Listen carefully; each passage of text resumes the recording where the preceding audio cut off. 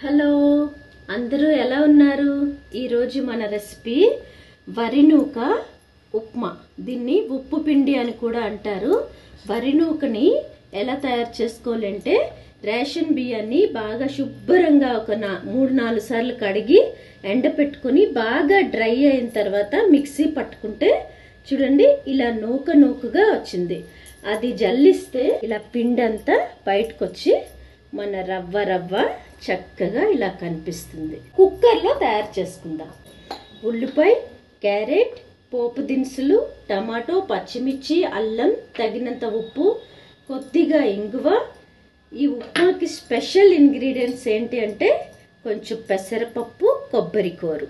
అందులో పెసరపప్పుని కొంచెం బ్రౌన్ కలర్ వచ్చేదాకా వేయించుకుందాం. చూడండి పెసరపప్పు కలర్ చేంజ్ అయ్యి ఫ్రై అయిపోయింది. మన బియ్యం రవ్వని కూడా కాస్త ఫ్రై చేసుకుందాం. వేడి నీళ్ళు కూడా పెట్టుకుంటున్నానండి, ఎందుకంటే తొందరగా అయిపోతుంది. బియ్యం నూక కొంచెం టైం పడుతుంది కాబట్టి మనం అన్నీ రెడీ చేసి పెట్టుకుంటే తొందరగా అయిపోతుంది. కలర్ చేంజ్ అయిపోయింది. ఇప్పుడు మనం బౌల్లోకి తీసేసుకుందాం. ఆయిల్ని వేసుకుందాం. మనం పోపు దినుసులు వేసుకుందాం. చిట్టుపట్ట అయిన తర్వాత ఉల్లిపాయ ముక్కల్ని యాడ్ చేసుకుందాం.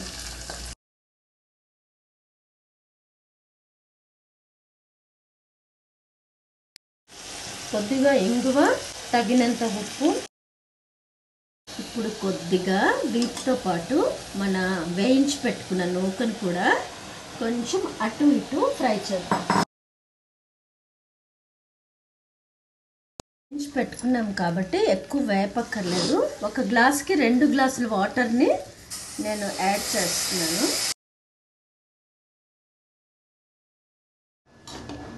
ఇప్పుడు మనం ఈ వేయించి పెట్టుకున్న పెసరపప్పుని వేసేసుకుందాం. కొబ్బరి కూరు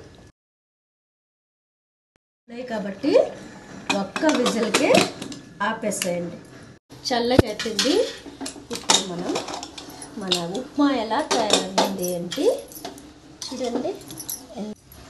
ఫైనల్గా మన ఉప్మా అన్నది రెడీ అయిపోయింది. జీడిపప్పు, కొబ్బరి కూరతో గార్నిష్ చేసుకుందాం. యాజ్ ఇట్ ఈజ్ కొలతలతో తయారు చేసుకొని ఎలా వచ్చింది ఏంటి తెలియపరచండి. Bye bye. నెక్స్ట్ రెసిపీతో మళ్ళీ కలుద్దాం.